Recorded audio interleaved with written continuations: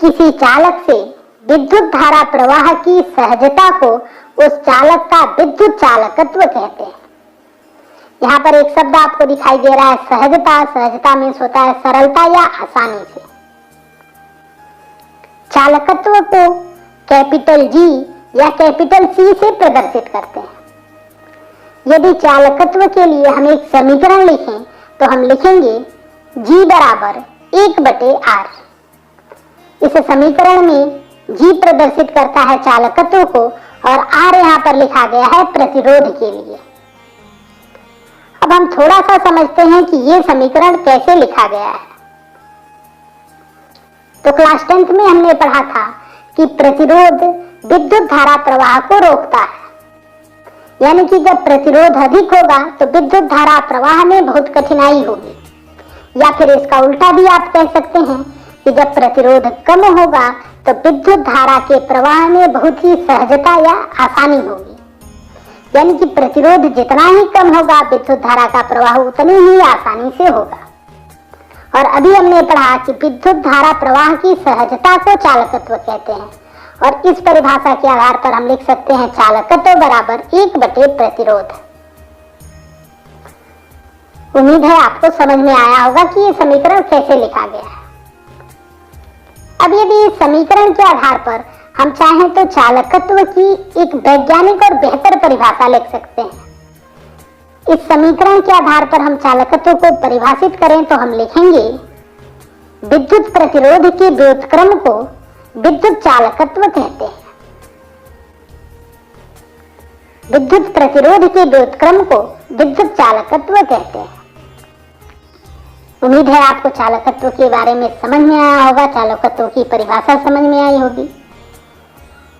देखिए, अब इस समीकरण का यूज हमको आगे भी करना है, इसलिए यहाँ पर हम इस समीकरण को समीकरण 1 लिख लेते हैं। तो आगे हम पढ़ते हैं चालकत्व का मात्रक। चालकत्व के लिए अभी समीकरण हमने देखा G बराबर 1/R। R यहाँ पर प्रतिरोध है और प्रतिरोध का मात्रक होता है ओम, जिसको इस तरह के साइन से प्रदर्शित करते हैं और इंग्लिश में लिखते हैं OHM।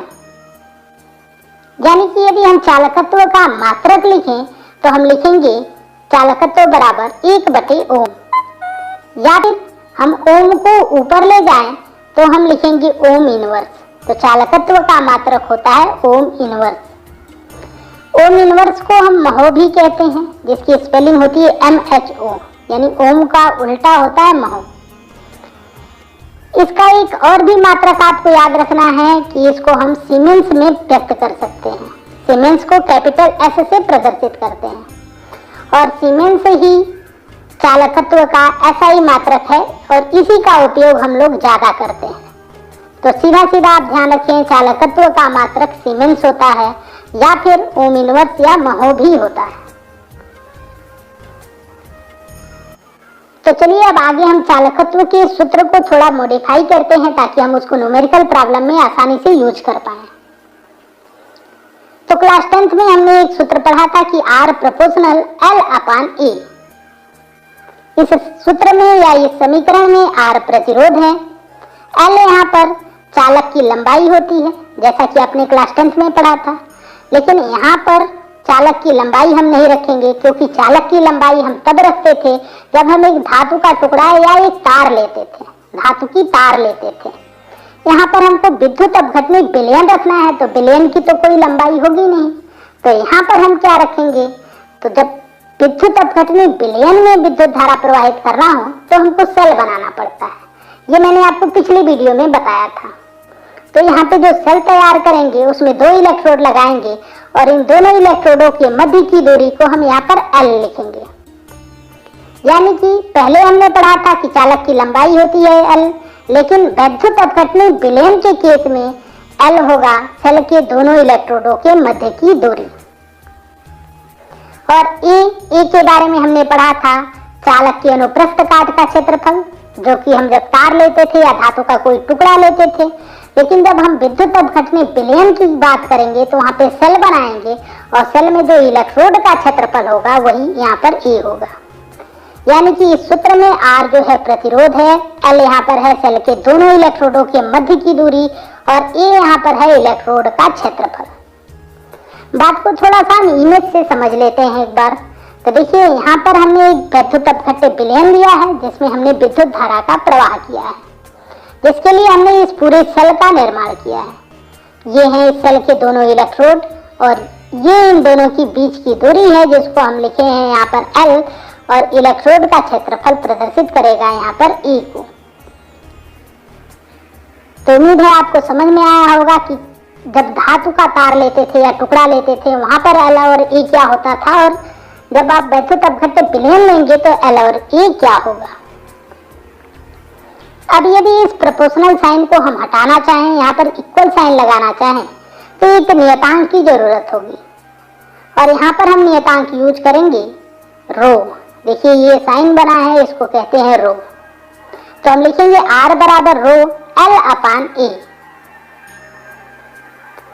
अब यहाँ से जो R का मान हमको प्राप्त हो रहा है, तो पहले आप रो के बारे में देख लें। रो यहाँ पर नियतांक है जिसको हम विशिष्ट प्रतिरोध भी कहते हैं। अब यहाँ से R का जो मान प्राप्त हो रहा है इसको हम समीकरण 1 में रखेंगे। समीकरण 1 अभी हमने पढ़ा, समीकरण 1 हमने माना था G बराबर 1/R को। अब हमने अभी पढ़ा कि R बराबर होता है रो L अपान A। तो यदि R की जगह पर हम ये मान रख दें तो समीकरण हमको प्राप्त होगा G बराबर 1/रो इंटू L अपान A। अब यदि इसको थोड़ा सा सॉल्व हम कर दें तो A ऊपर चला जाएगा और हमको समीकरण प्राप्त होगा G बराबर A upon rho into L। इस समीकरण में L सेल के दोनों इलेक्ट्रोडों के मध्य की दूरी है, A यहाँ पर प्रदर्शित करता है इलेक्ट्रोड के क्षेत्रफल को और रो यहाँ पर विशिष्ट प्रतिरोध है और विशिष्ट प्रतिरोध को प्रतिरोधकता भी कहते हैं। ऐसा IUPAC के निर्देश हैं कि विशिष्ट प्रतिरोध को आप प्रतिरोधकता भी कह सकते हैं, जिसके बारे में डिटेल में हम लोग अगली वीडियो में पढ़ेंगे।